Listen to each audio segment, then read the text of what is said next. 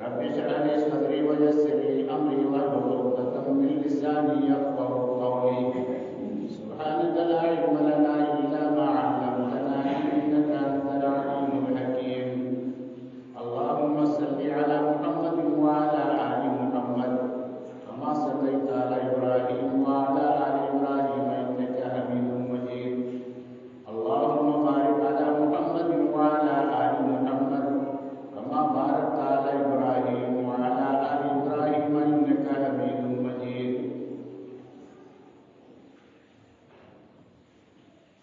ہر قسم کی تعریف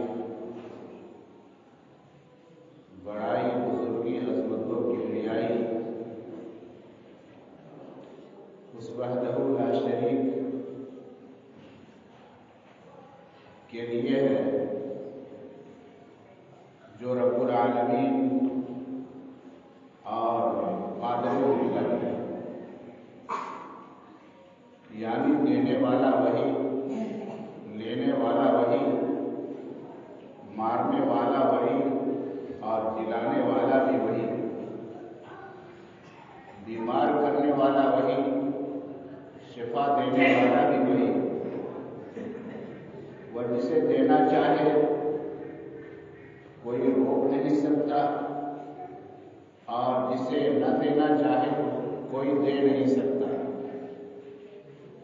وہ جسے چاہتا ہے اتنا نواز دیتا ہے کہ اسے اپنی دولت کا حساب و کتاب بھی معلوم نہیں ہوتا اور کوئی بیچارہ پائی پائی کا محتاج ہوتا ہے. لیکن اللہ رب العالمین نے جن کو خوشحال اور مالدار بنایا ہے اسے اس بات کا حکم بھی دیتا ہے کہ وہ اپنے مال کا ایک حصہ میری راہ میں خرچ کرے. انسان کے پاس جو کچھ ہے وہ اللہ رب العالمین ہی کا دیا ہوا ہے. انسان کی زندگی اور اس کی زندگی کا سارا احساسہ اللہ رب العالمین کی بخشش ہے. اس بخشش کا شکر یہ ہے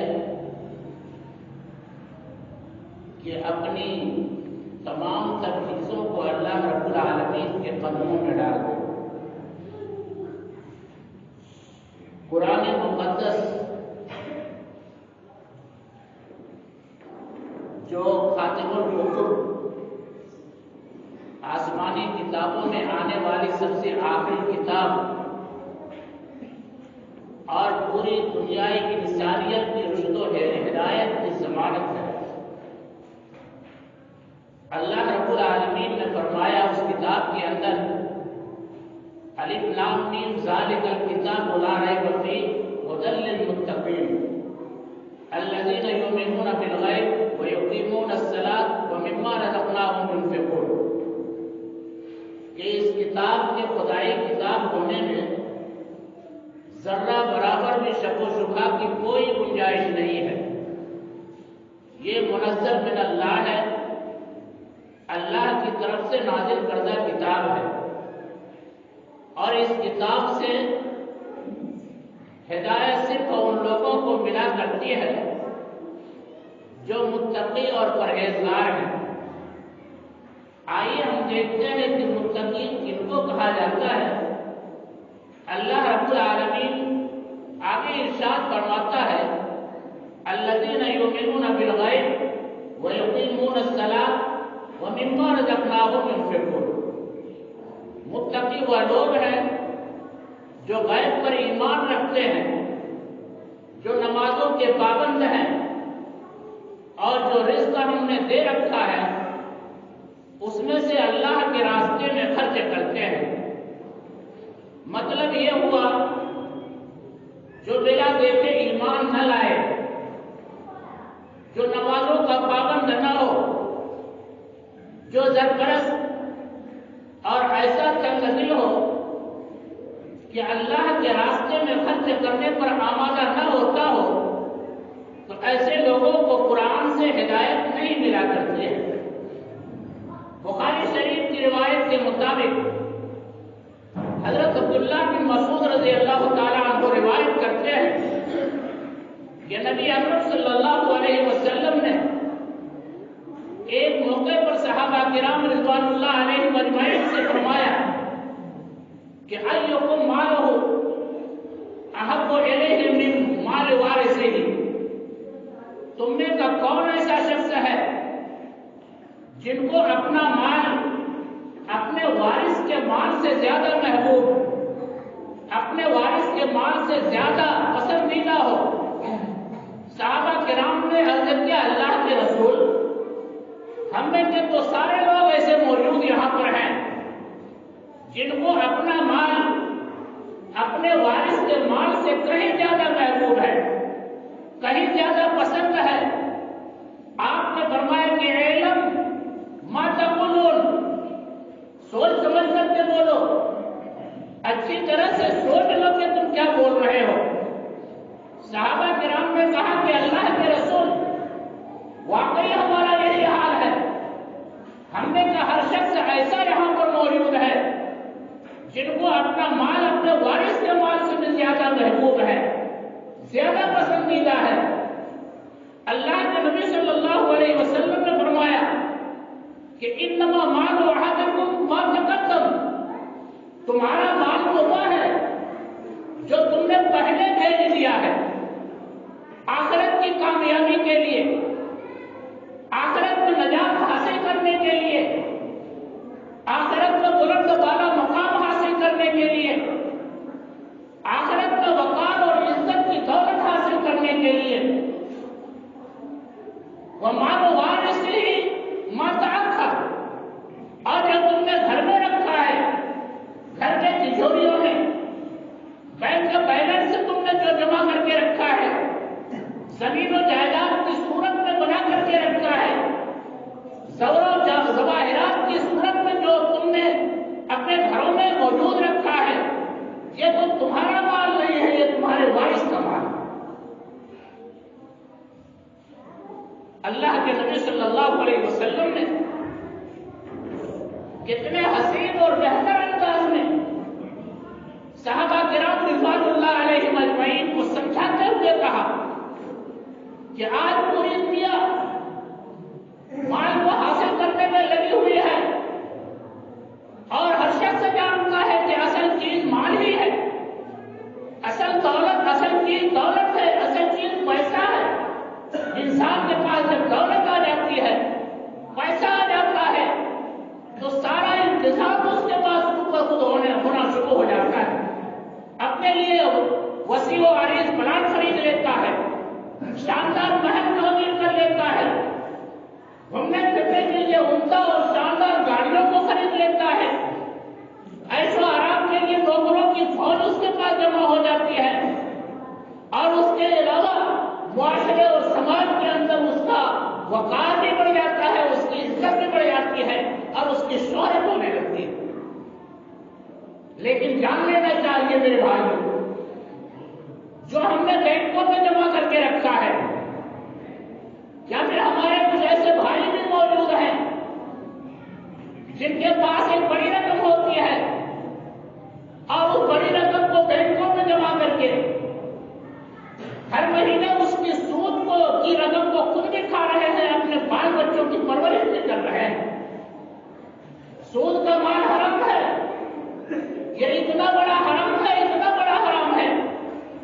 اللہ کے نبی صلی اللہ علیہ وسلم نے فرمایا کہ اس سود کے 70 دروازے ہیں اور اس کا سب سے کم اور سب سے ہلکا جو گناہ ہے وہ یہ ہے کہ کوئی شخص اپنی ماں سے نکاح کرے، اپنی ماں سے نکاح کرے۔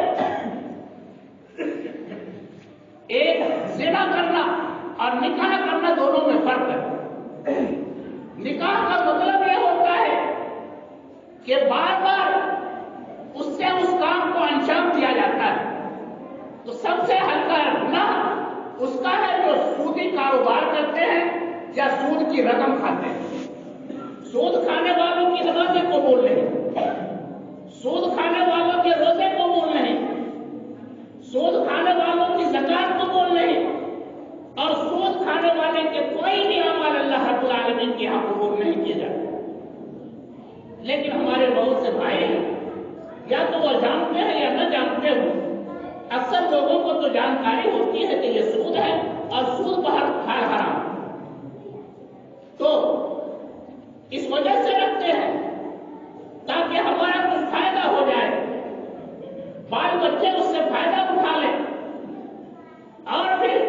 دنیا کی زندگی میں ہمارے لیے کوئی تکلیف نہ ہو، لیکن یہاں کی تکلیف کو کیا کہنا، یہاں کی تکلیف کو کیا دیکھنا؟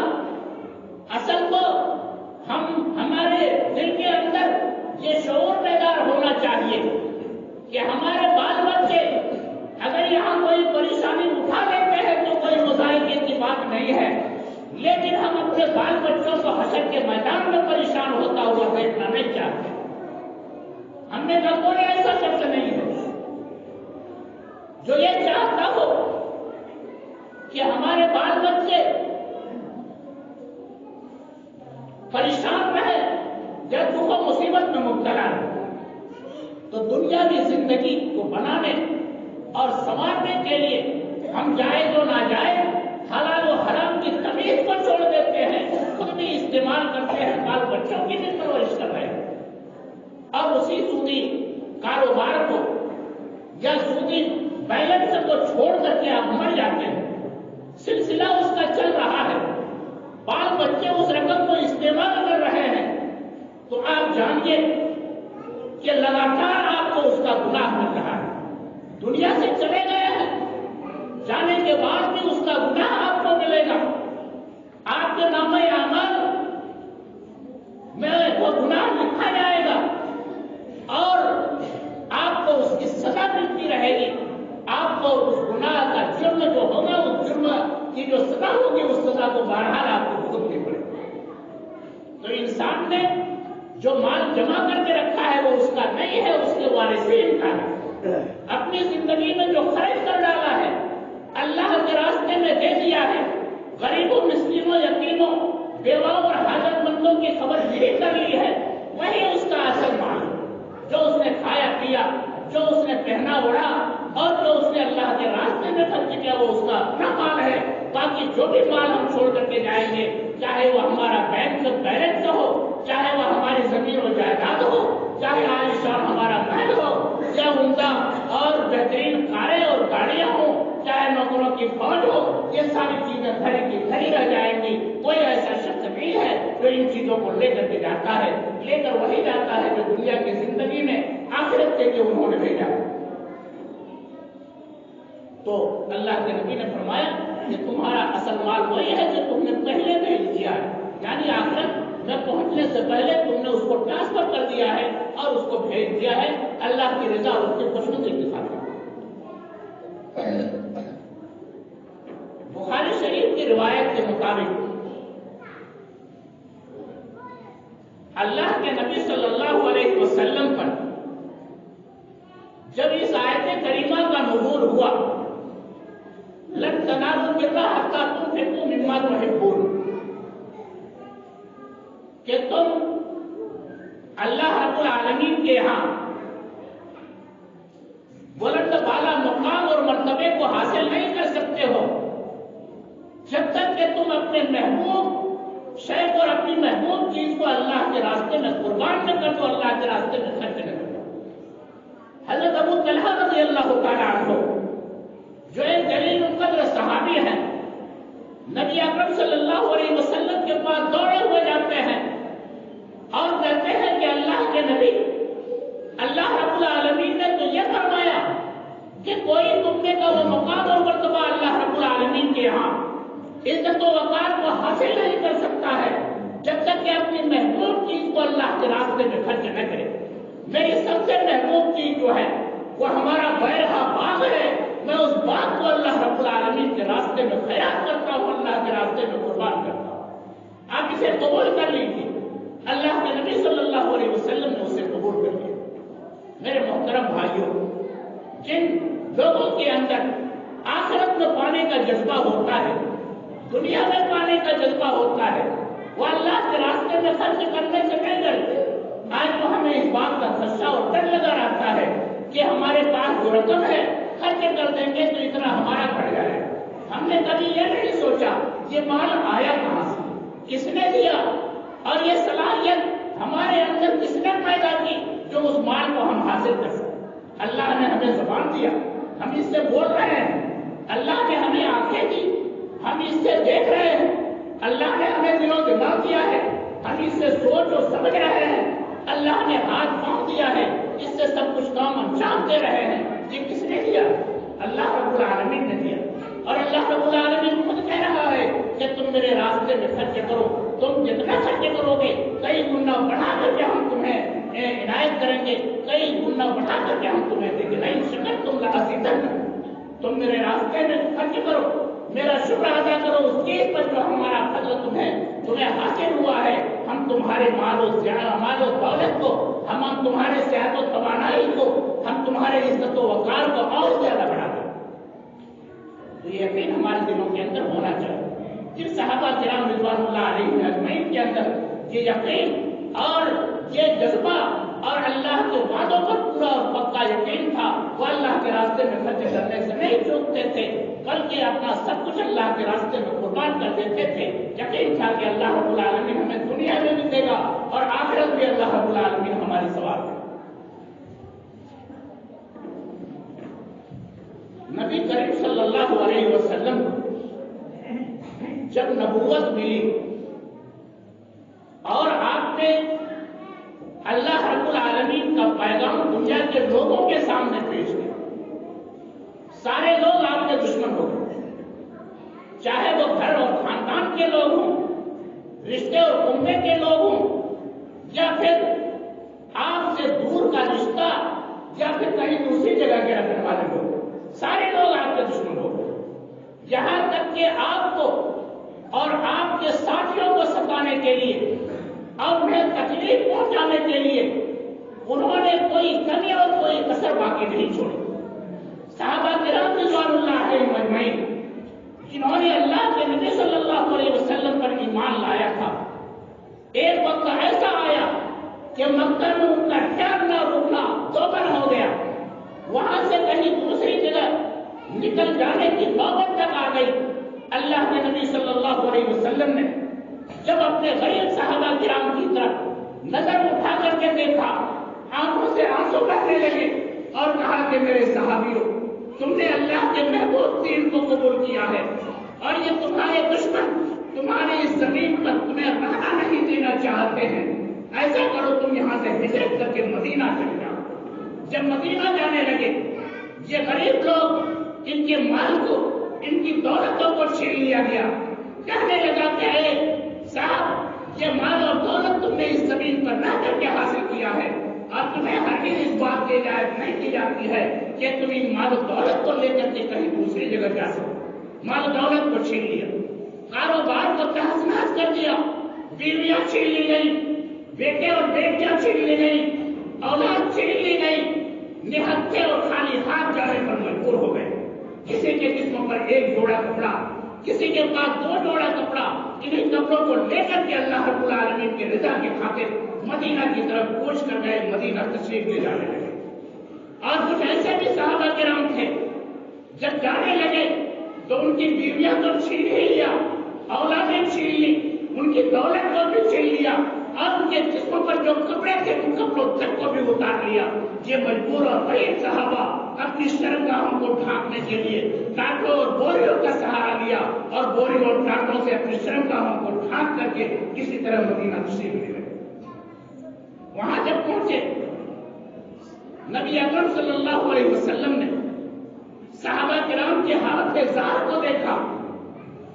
ایسی حالت کہ کہنے کے لائق نہیں. وہاں پر یہودیوں کا ایک عجب اور ایک اور الگ سے حملہ ہوتا ہے. جب دیکھا کہ بہت سارے لوگ اللہ کے نبی صلی اللہ علیہ وسلم پر ایمان لا رہے ہیں تو انہوں نے ان کا اپنا سارا معاملہ ان سے روک دیا اور ان کا بائیکاٹ کر دیا. کاروبار و تجارت میں جو شراکت ان کے ساتھ تھی اس شراکت کو بھی انہوں نے ختم کر دیا اور اس مدینے کے اندر بھی ان کا جینا دوہر کر دیا. اور صرف معاملہ یہ تھا کہ کسی طرح سے یہ محمد کے دین کو چھوڑ دے اور اپنے باپ دادا کے دین پر پلٹ. صحابہ کرام کی طرف نبی اکرم صلی اللہ علیہ وسلم نظر اٹھا کر کے دیکھتے ہیں, آنکھوں سے آنسو جاری ہے ان کی غربت کو, ان کی فاقہ کشی کو اور ان کی مجبوریوں کو دیکھ کر. صحابہ کرام جب وہاں پہنچے تھے کھانے پینے کا کوئی انتظام نہیں تھا, پینے کے لیے शुद्ध और अच्छा पानी भी उन्हें हासिल नहीं था। एक यहूदी के पास एक कुआं था जिसे बीरो रूमा कहा जाता है। वह यहूदी उस पानी को कीमत दे करके बेचा करता था, कीमत लेकर के बेचा करता था। मजबूर होकर के सहाबा किराम किसी तरह से कुछ पैसे जमा करते और बड़ी ही मजबूरी की हालत में कुछ पानी खरीद करके उसी को पिया करते थे। नबी अकरम सल्लल्लाहु अलैहि वसल्लम ने गरीब सहाबा किराम की यह हालत ज़ार को देखा, मस्जिद में बैठ गए। उस मस्जिद में जिसको अल्लाह के नबी सल्लल्लाहु अलैहि वसल्लम ने बनाया, जिसको आज मस्जिद नबवी के नाम से पूरी दुनिया जानती है। आलीशान मस्जिद नहीं थी, उसकी दीवार जो थी ये ईंट की दीवार नहीं, पुख्ता दीवार नहीं, बल्कि मिट्टी की दीवार थी। और छत के नाम पर खजूर के खंभे, छत के नाम पर खजूर की पत्तियां लगा दी गई थी और खंभों के नाम पर खजूर के दरख्त को काट करके लगा दिया गया। और फर्श बिल्कुल कच्ची, उसी कच्ची फर्श पर बैठ गए और कहा कि सहाबियों, जिनके पास जो कुछ है जमा करो, एक चंदा हमारे पास जमा हो जाए तो हम उस यहूदी से उस कुएं के आधे हिस्से को कम से कम खरीद लें। जब ये खबर हजरत उस्मान गनी रज़ी अल्लाह ताला अन्हु को मिलती है, हजरत उस्मान गनी रज़ी अल्लाह ताला अन्हु उठ करके खड़े हो जाते हैं और कहते हैं कि अल्लाह के नबी, किसी से चंदा लेने की जरूरत नहीं। वो यहूदी उस कुएं की कीमत जो भी मांग रहा है, मैं अपने जेबे खास से देने के लिए तैयार हूं। मैं उस कुएं को आधी कीमत में खरीदता हूं। हजरत उस्मान बिन अफ़्फ़ान रज़ी अल्लाह ताला अन्हु ने उस कुएं के आधे हिस्से को खरीद लिया और मुसलमान उसमें से पानी पीने लगे। गैर मुस्लिम जो आते थे, अल्लाह के नबी ने कहा कि किसी को मना न किया जाए, हर शख्स उस पानी को ले जाए और जितना चाहे उसको इस्तेमाल करे। जब यहूदी ने देखा कि आधी जो मेरे पास, आधा हिस्सा जो उसका मेरे पास है, उससे हमारा कोई फायदा नहीं, मुसलमानों ने जो अपना पानी फ्री कर दिया है, अल्लाह के नबी के पास आया और कहने लगा कि साहब ऐसा कीजिए कि हमारे कुएं का आधा हिस्सा जो बचा हुआ है उसको भी खरीद लीजिए। अल्लाह के नबी सल्लल्लाहु अलैहि वसल्लम के कहने पर हजरत उस्मान बिन अफ़्फ़ान रज़ी अल्लाह ताला अन्हु ने कुएं के आधे हिस्से को भी खरीद लिया, अल्लाह के रास्ते में पूरे कुएं को वक्फ कर दिया और फिर मुसलमान उससे सराबी हासिल करने लगे और फायदा उठाने लगे। फिर जब साहबा किराम रिज़वानुल्लाह अलैहिम अजमईन की तादाद बढ़ती है और आहिस्ता आहिस्ता लोग बढ़ते जाते हैं, देखा कि मस्जिद अपने तंग दामाने का शिकवा कर रही है, मस्जिद छोटी पड़ गई है, लोग ज्यादा हो रहे हैं। अल्लाह के नबी फिर उसी मस्जिद नबवी की कच्ची फर्श पर बैठे और कहने लगे कि सहाबियों, अल्लाह के रास्ते में चंदा जमा करो, अल्लाह के रास्ते में तुम्हारे पास जो भी रकम है जमा करो, ताकि इस मस्जिद को कुछ तौसीह कर दिया जाए, इसे बढ़ा दिया जाए, ताकि लोगों को नमाज पढ़ने और लोगों को इसमें इबादत करने में कोई तंगी और परेशानी महसूस न हो। हजरत उस्मान बिन अफ़्फ़ान रज़ी अल्लाह ताला अन्हु फिर उठ खड़े हुए और कहा कि अल्लाह के नबी, इस मस्जिद के तौसीह में और इसको बढ़ाने में जितना खर्चा होता है, मैं अपने जेबे खास से देने के लिए तैयार हूँ और मैं उसे अल्लाह के रास्ते में देने के लिए तैयार हूँ।